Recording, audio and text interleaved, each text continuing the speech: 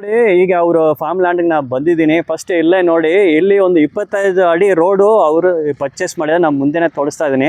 ಈಗ ಇವರದ್ದು ಬೌಂಡ್ರಿ ತೋರಿಸ್ತೀನಿ. ಈ ಸೈಡ್ ನಮ್ಮ ಹಿಂಭಾಗ ನೋಡಿ, ಇಲ್ಲಿ ಒಂದು ನೋಡಿ, ಇಲ್ಲಿ ಒಂದು ಗುಂಡಿ ಹಾಕಿದ್ದಾರೆ ಇದು. ಸೊ ಇದು ಬಾರ್ಡರ್ ಅಂತ ಎತ್ಸ್ಕೊಳ್ಳಿ. ಹಾಗೆ ಈ ಸೈಡ್ ನೋಡಿ, ಈ ದೊಡ್ಡ ಮರ ಕಾಣಿಸ್ತಾ ಇದೆ ನೋಡಿ, ಇದು ಒಂದು ಬೌಂಡ್ರಿ ಹೇಳ್ಕೊಳ್ಬೋದು. ಒಂದು ರೆಕ್ಟಾಂಗಲ್ ಶೇಪ್ ಇದೆ ಈ ಜಮೀನು.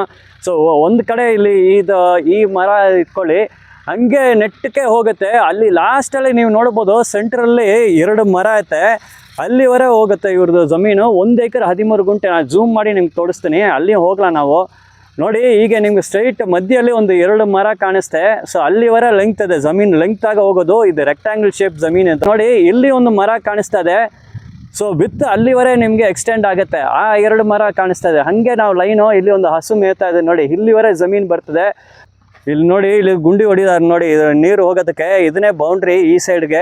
ಸೊ ಒಂದು ರೆಕ್ಟಾಂಗಲ್ ಶೇಪ್ ಜಮೀನು ಇದು ಫುಲ್ ಅಗ್ರಿಕಲ್ಚರ್ ಲ್ಯಾಂಡೇ. ಇಲ್ಲಿ ನೋಡಿ ಪಕ್ಕನೇ ನೀವು ನೋಡ್ಬೋದು, ನಿಮಗೆ ತೆಂಗಿನಕಾಯಿ ತೋಟ ಎಲ್ಲ ಐತೆ. ಮತ್ತು ಇಲ್ಲಿ ಕೂಡ ನೀವು ನೋಡ್ಬೋದು ಕೃಷಿ ಮಾಡ್ತಾ ಇದ್ದಾರೆ. ಸೊ ಕೃಷಿ ಭೂಮಿನೇ ಇದು, ನೀವು ಪರ್ಚೇಸ್ ಮಾಡಿ ಕೃಷಿ ಮಾಡಬೇಕಾದ್ರೆ ಮಾಡ್ಬೋದು. ಇಲ್ಲಿ ನೀರು ವ್ಯವಸ್ಥೆ ಎಲ್ಲ ಇರ್ತದೆ. ಈ ಜಮೀನಲ್ಲಿ ಮಣ್ಣು ಸೂಪರ್ ಆಗೈತೆ. ಮತ್ತು ಕೃಷಿ ಮಾಡೋಕ್ಕೆ ನಿಮ್ಗೆ ನೀರು ಬೇಕಾಯಿತು, ನೀರಿಗೆ ಇವ್ರ ಜೊತೆ ಬೋರ್ವೆಲ್ ಐತೆ, ಒಂದು ಬೋರ್ವೆಲ್ ಆಡಿದೆ, ಅದ್ರಲ್ಲಿ ನೀರು ಚಲೋ ಸಿಗ್ತಾ ಇದೆ.